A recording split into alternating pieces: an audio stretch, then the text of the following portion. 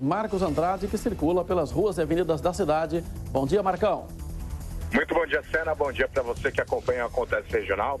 Neste momento, as imagens da Sincamp mostram os arredores do Laurão e o motorista que está na Princesa do Oeste, segue no sentido norte-sul, vai encontrar uma pequena formação de fila na chegada ao Laurão. No sentido contrário, o motorista não encontra pontos de parada ou lentidão. Na Moraes Salles, no trecho entre o Laurão e a rodovia Heitor Penteado, o motorista também não vai encontrar problemas no sentido Souzas, e no sentido centro tem um ponto de tráfego mais intenso na chegada à avenida e uma formação de fila mais à frente no cruzamento com a Coronel Quirino. Sena. Ok, obrigado, Marcos Andrade. Agora vamos às estradas que servem a nossa região. Nós temos imagens do sistema Anhanguera Bandeirantes. Aí o quilômetro 109 da rodovia Anhanguera, situação relativamente tranquila para os condutores que trafegam neste trecho da rodovia. Agora é o quilômetro 19 da rodovia dos Bandeirantes, vai aproximando aí a capital paulista, fluxo de veículos até importante, mas sem pontos de lentidão. Agora o quilômetro 103, altura de Campinas, é a rodovia dos Bandeirantes ainda. Situação normal para o condutor que trafega por este trecho.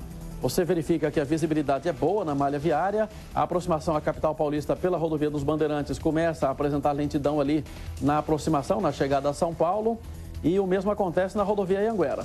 Você vê aí na chegada à capital paulista pela Anhanguera, o pessoal já pisando no freio, reduzindo a velocidade, porque há tráfego intenso de veículos nas marginais. Agora vamos dar uma olhada no corredor Dom Pedro, com imagens da concessionária Rota das Bandeiras. Você vê aí o trecho que está no anel viário Prefeito Magalhães Teixeira, né? Próximo ao trevo da entrada de Valinhos. Neste ponto aí a situação é tranquila no corredor Dom Pedro I. Daqui a pouco outra panorâmica das estradas. Agora a gente confere as manchetes dos jornais desta terça-feira.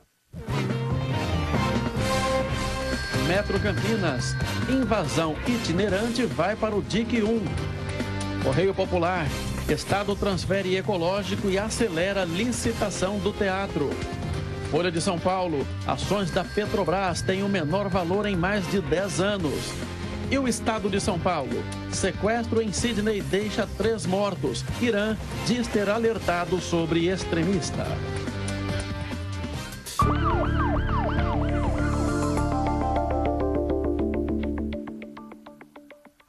Um homem foi baleado e morreu ontem à noite depois de trocar tiros com a polícia militar. Segundo a PM, ele fugiu de uma abordagem no bairro Vida Nova e disparou contra a patrulha.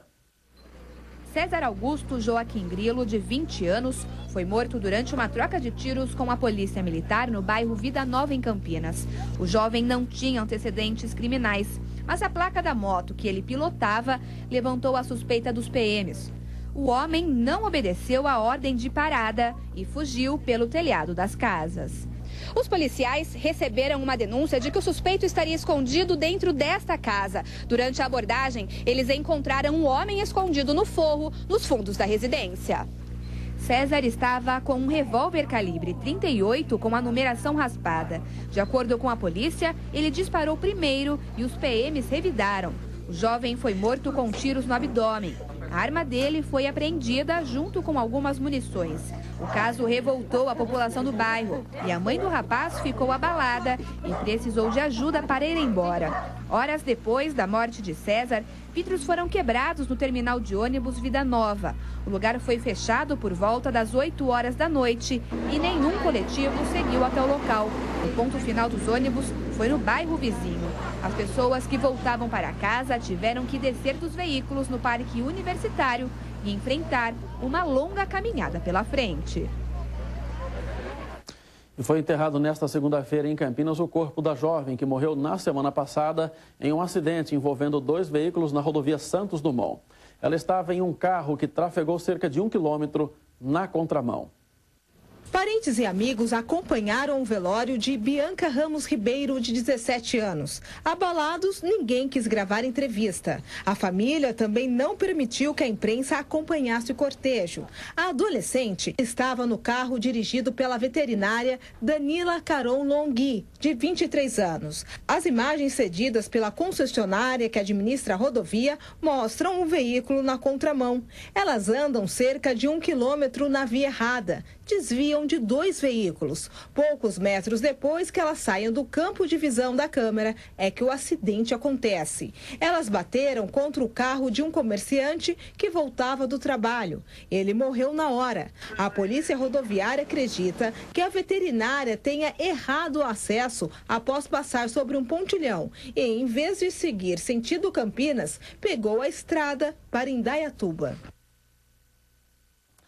A motorista do carro em que Bianca estava ficou ferida e foi levada para o Hospital Beneficência Portuguesa.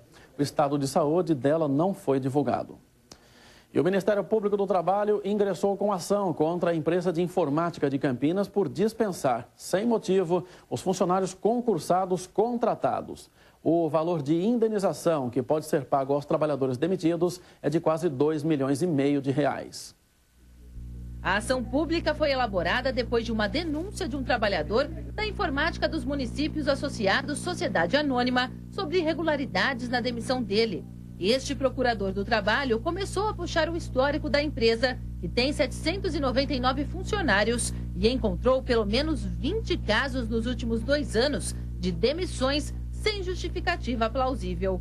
A IMA é uma sociedade de economia mista e 99,93% do faturamento provém do setor público. No entender do Ministério Público do Trabalho, ela integra a administração municipal e está sujeita ao cumprimento do artigo 37 da Constituição Federal e à regra de contratação de empregados por concurso público. Por isso, não pode demitir sem justa causa. Eu acho que é uma ilegalidade e até com aspectos mais profundos de imoralidade. O nosso pedido é que a IMA não demita nenhum trabalhador sem que ela tenha motivado claramente, entregue essa motivação ao trabalhador e, se for o caso, inclusive, abra um prazo de defesa para que ele possa expor suas razões. Para o procurador, o que a empresa está fazendo pode trazer favorecimento para pessoas que ficaram na lista de espera na chamada desses concursos. E a necessidade de motivar cada demissão é justamente para impedir que o administrador, a seu bel prazer, escolha quem ele vai mandar embora e, eventualmente, até com a finalidade de escolher quem está aguardando na lista para ser nomeado. Na ação, o Ministério Público pede para que a empresa pare de rescindir contratos de trabalho sem justa causa, que deixe de dispensar empregados ao término do período de experiência e que descreva claramente o porquê da demissão.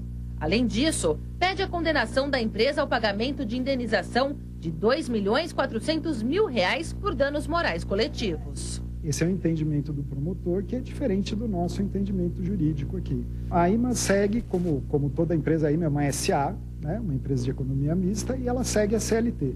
Os funcionários são contratados no regime de CLT, não são funcionários públicos, né? Embora eles façam um processo seletivo para entrar, que é chamado de concurso público, e em empresas privadas também se faz um processo seletivo na entrada. E, portanto, para demissão de funcionários, a gente usa o que a CLT reza. Você vai ver daqui a pouco, a Polícia Militar cumpre, neste momento, ação de reintegração de posse na periferia de Campinas. A gente volta em 1 minuto, não saia daí.